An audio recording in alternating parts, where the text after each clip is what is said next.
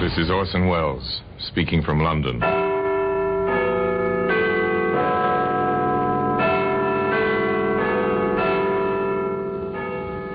Black Museum, it's a repository of death. Here in the grimy stone structure on the Thames, which houses Scotland Yard, is a warehouse of homicide, where everyday objects, a phonograph record, a postcard, a color photograph, a simple statuette, all are touched by murder.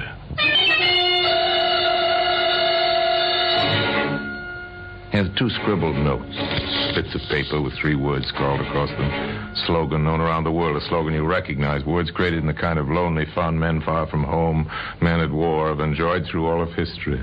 What's it mean, Inspector? It would be nice to know, Sergeant. I suspect that if we did know, we'd have the answer to this nasty business. Well, this killer, sir, it's possible he's an American. That phrase was American, sir, all through the war.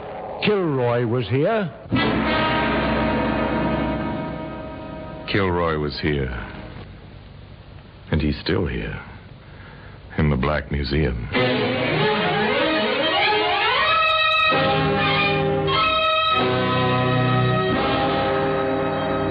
From the annals of the Criminal Investigation Department of the London Police, we bring you the dramatic stories of the crimes recorded by the objects in Scotland Yard's Gallery of Death, the Black Museum.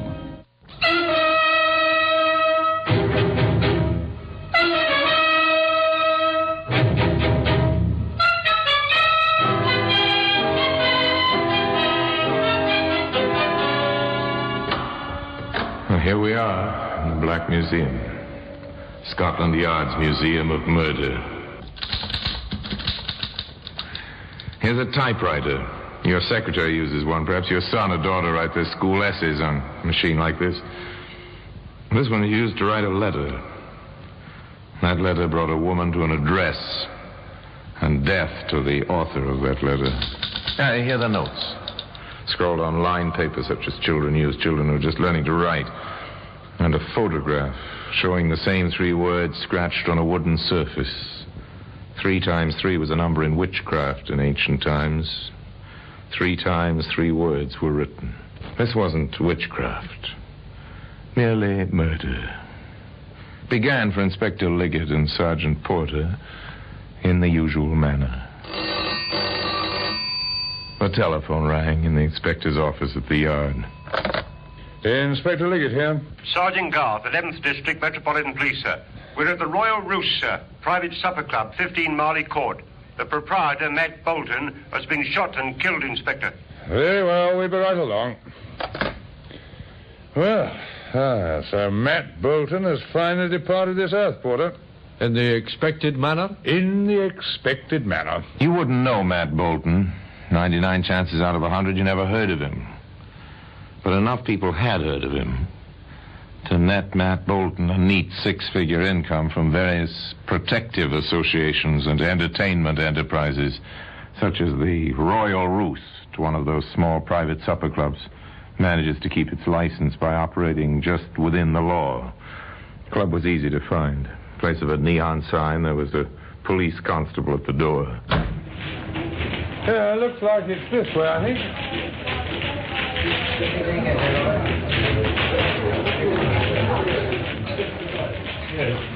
Coffee in here, Inspector? It always is in these places. Apparently a good many people prefer to amuse themselves breathing a combination of tobacco and poor liquor fumes rather than good fresh air. Quite a costume on those girls. The roosters in the Royal Rooster. Get it, Sergeant? I've never seen a rooster with so little on besides tail feathers. Neither have I. Look, we better get to work, Sergeant. The 2 policemen crossed the nightclub, skirted the dance floor, and quietly passed through the doorway near the bandstand. To their left, another door stood open, revealing a cubicle complete with mirror lights, another girlish rooster, a man, and a body. A body full length on the floor. The girl was saying, Look, we simply can't send the chorus out once more. Do I get to do my act or don't I? I'm Inspector Liggett, Sergeant. The young lady may do her act. I doubt if she'll try to go outside the club in that costume. Well, thank you, Inspector. First, this man said he thought the show ought to go on so the customers wouldn't be disturbed, and then he held me here. Well, look, that's my cue. I'll be back. Don't worry. I'm not going anyplace. You're so right about that, Inspector. Knows her way around, that girl, sir. Found the body. Didn't turn her hair. So I noticed. Find the weapon, Sergeant? No, sir, not in here. Porter, check the exits. Very good, sir. Oh, we've done that, sir. Only two. The way you came and the back door, fire exit. No one in the kitchen saw or heard anything. We haven't touched the body. Waited for you and the medical examiner, sir. Very good. All right. Turn out his pockets, Porter. Yes, sir. Here's something, Inspector. Tucked in his breast pocket. Quite a touch. I take it you didn't see this, Garth? No, sir. We left the body strictly as it was. Odd. Almost a signature. It's a note. Kilroy was here. For a moment, memories of other days crowded into the tiny dressing room. A phrase which had meant chuckles once seemed incongruous in that atmosphere of violent death. And then Mabel was back with boyfriend. May I inquire who your escort is, Miss Martin? Larry King, meet Scotland Yard. Gentlemen. How do you do? Is this your usual practice, Mr. King? If you mean escorting Miss Martin home, that's correct. You are good friends? We're engaged. I see. Miss Martin, before you leave us to get dressed, during your employment here, have you ever had any trouble with Mr. Bolton? Do you mean, did he make advances? Yes. Well, naturally. I see.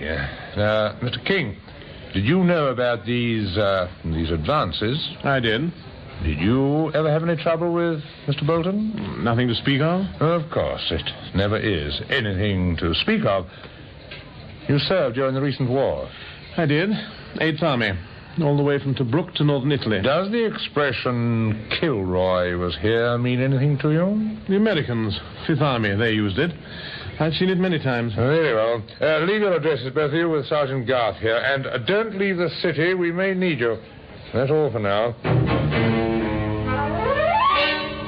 Now the routine begins. Inspector Liggett and Sergeant Porter return to the yard. The orders go out. Have them run a complete check on Bolton's pals. They'll all have alibis, but run the check anyway. That was a start. Now the patient waiting, putting together the few facts available. It's the hardest part of police work anywhere. So, Porter, no prints on that note except yours and mine. Correct, Inspector. What have you got on King and the girl? She's, remarkably respectable. Nothing remarkable, Sergeant.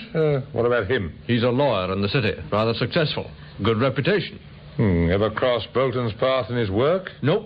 He's a copyright lawyer. Deals with writers, mostly. Nothing there, then. Takes patience. Lots of it. Check and recheck. Wait for information. Wait for the telephone to ring. Inspector Liggett here. Detective Ashton, sir. 23rd District. Go ahead, Ashton. At 14.5 Haven Mews, sir. We've been watching the place, sir. That King fella lives there. Yes, I know. The superintendent's wife has been found, sir, on the cellar steps, strangled. We found the note in her apron pocket. Kilroy was here, it says. Wait for the telephone to ring, and when it does ring, another death, another note. No solution. Merely complication piled on complication. A short while later, in the basement apartment of the newly widowed janitor. You found her yourself, Mr. Evans? Yes, sir. Lying there she was on the cellar steps. I was going down to look at the oil burner. I see. Now, your wife have any enemies, Mr. Evans? No, sir, no.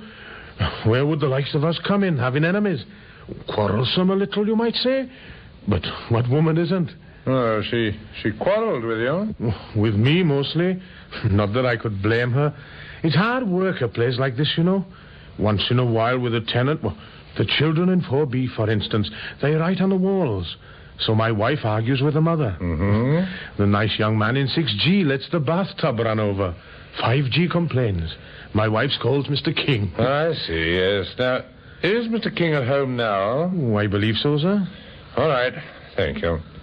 We'll do our best to find whoever killed your wife, Mr. Evans. Oh, thank you, sir. She had a temper, I know, but she never did no real harm. Up in the self-service elevator on the 6th floor. Find 6G and ring the bell.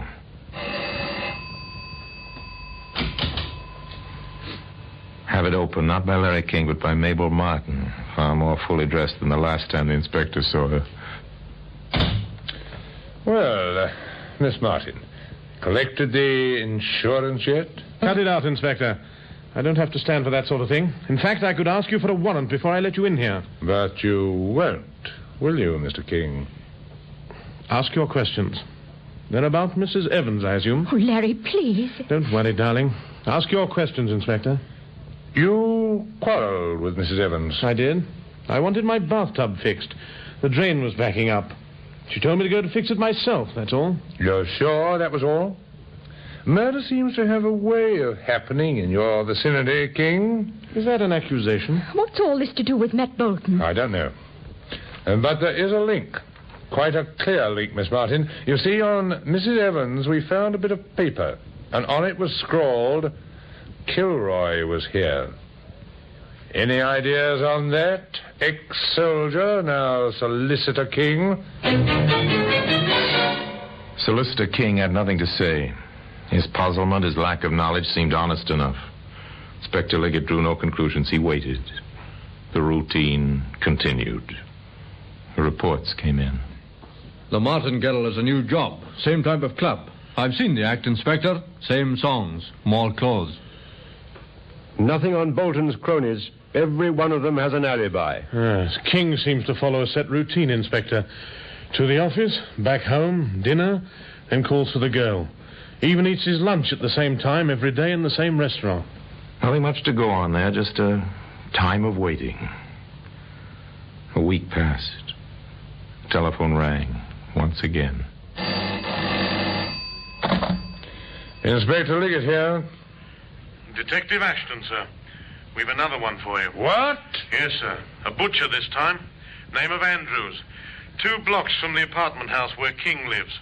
Head bashed in with his own mallet. Scratched on the chopping block with one of his own knives is the same old message, sir. Kilroy was here. Kilroy was here. Familiar words with a smile in their words to remember fondly. 3 times they appear. On a butcher's block, on scraps of paper, and today they can be seen in the Black Museum.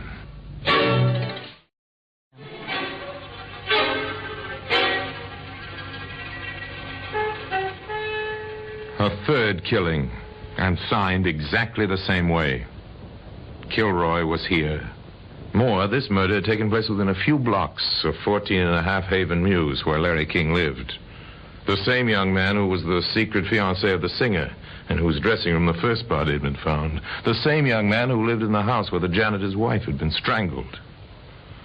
Inspector Liggett lost no time reaching the scene of the latest crime. Well, it's... yes, sir, well, I am...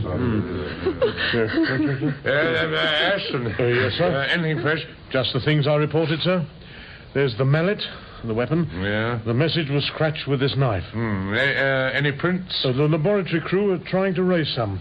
Nothing yet. Very well.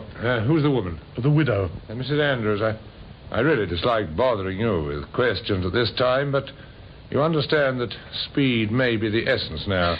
Yes. Yes, of course, Inspector. I understand that it was you who found your husband. Yes. I stopped here to get some money for a dress. It'll have to be a black one now. Did you always come to him for that kind of money?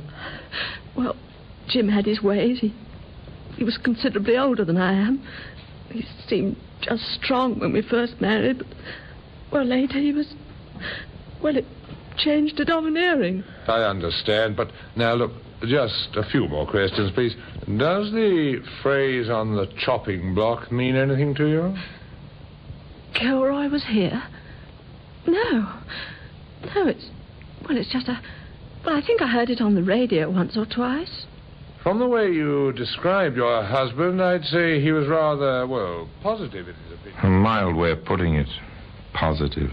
Domineering, a man who brooked no argument. As the questions went on, the picture became more clear of a large, almost brutish man who covered his deficiencies with bluster and bullying. Finally... just one more point, Mrs. Andrews. Did your husband ever argue with his customers? I mean, did he make any enemies among them? Well, some. Only over little things. Can you give me a specific instance?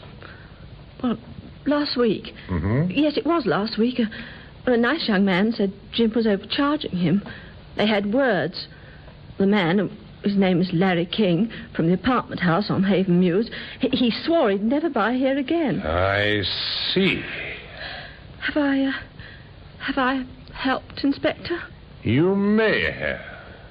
Just a little time will tell, I suspect. Just a little time.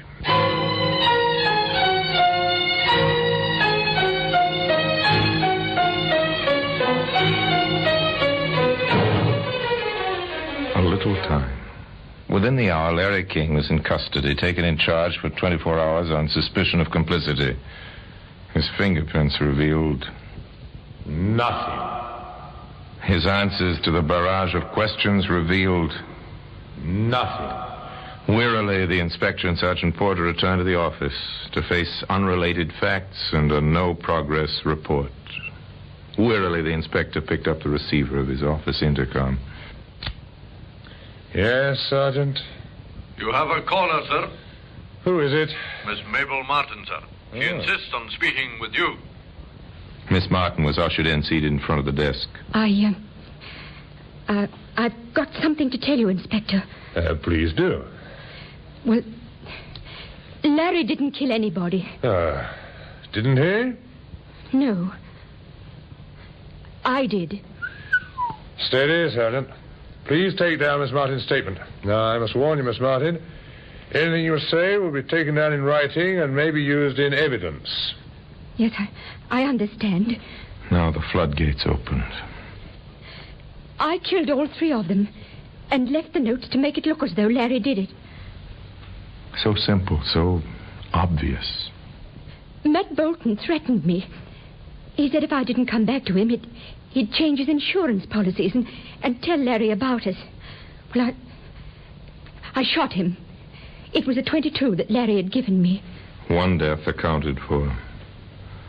The policeman listened gravely. Mrs. Evans was always snooping. She threatened to tell Larry about Matt and me. I did it in the cellar, behind the coal pile. I strangled her. Quite logical. The inspector waited. Andrews, the butcher, I used to shop there for Larry. Andrews made some advances. He reached for me, and I grabbed a meat cleaver, and then I scratched the note on the wood. That's the story, Inspector. Yes. Tell me, how much do you weigh, Miss Martin? Well, about 107 pounds. Why, what's that got to do with... Sergeant Porter, what was the caliber of the bullet found in Matt Bolton? .38 caliber, sir. Thank you. And did you notice a coal pile in the cellar at 14.5 Haven Mews? It's an oil burner, sir. Quite modern. Thank you. And the weapon in the Andrews case? A mallet, sir. Not a cleaver. A mallet. And, Sergeant, can you picture a young woman of 107 pounds knocking out and killing a man of Andrews' size? Not very well, sir. Of course, it's obvious her heart and her courage are as large as she is, if not larger, but... Oh, all right, have your fun. I've made a fool of myself, but Larry didn't kill anyone. I know that. I know it. You can't do this to her. Look. I wouldn't worry, Miss Martin, if I were you. In fact, if I were you, I'd hurry out to the front of the building. Mr. King is about to be released, and I think you'll want to meet him there, won't you? Oh, Inspector. Oh, Sergeant, Oh, forgive me, please. How about it, Porter? care to have a girl like that to marry? Yes, sir. For more reasons than one. Where are we now, sir? Offhand, Porter, I'd say we were just about where we were when we first heard of the Andrews killing. Put on your thinking cap, Sergeant. This is quite a problem. They sat there in silence. Their minds sifted fact after fact. And once they'd been through the meager supply of facts on hand, they started over again. At one point, the inspector said, half to himself, "There's something we're overlooking. Probably quite a simple point. It usually is, but..." He was quite right. In fact, the inspector was quite appalled, so appalled. He spoke in what amounted to a whisper.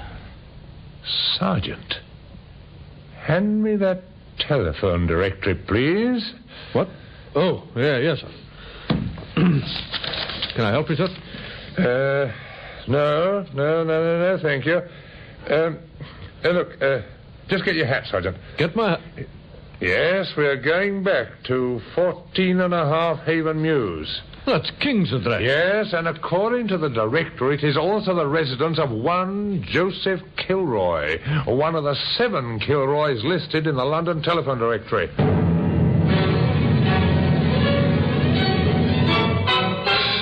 Doesn't take long from Scotland Yard to Haven Mews, not when you travel by police car with a siren going. It doesn't take long to race upstairs to a third-floor apartment, ring the doorbell.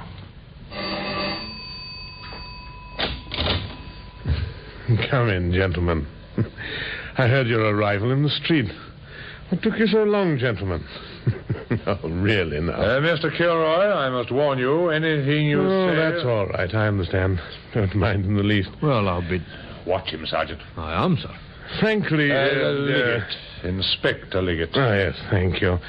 Frankly, Inspector, I'm rather annoyed with you. Here I go to all the trouble of killing a man so that nice young fellow in 6G could marry that cute little baggage he's going with. And you arrest him instead of me. I see.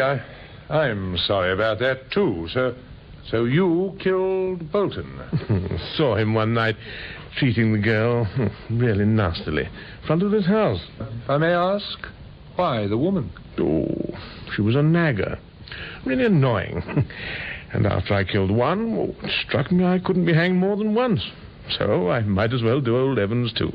Thoughtful of you, Mr. Kilroy. That butcher was a private matter, though. He kicked a dog once. I saw him. Didn't treat his wife any better. No kids. Figured he'd leave her his money. So I got him with his own mallet. Quite simple, you see. And, you signed your name to each one? Oh, of course. Good deeds are scarce in this world. Thought I ought to get proper credit each time. Now, if you'll excuse me... Sergeant! Good work, Sergeant. He's strong, sir. Stronger than he looks. Cases like this usually are. Well, we'll need the ambulance. Not the wagon this time, and use the telephone directory, Sergeant. I find them quite useful books when I remember to use them.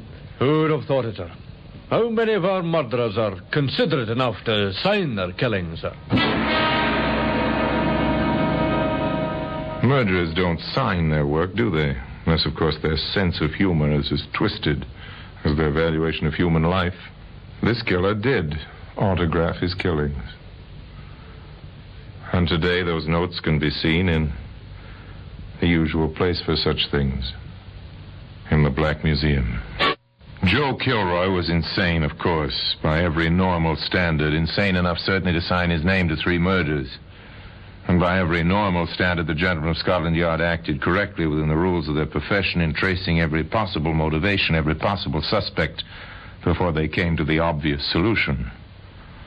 After all, it is logical that when men spend their lives dealing with the deliberately obscured, they can actually fail to notice the openly obvious.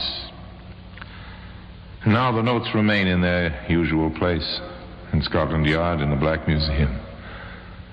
Until we meet again in this same place for another story about the Black Museum, I remain, as always, obediently yours.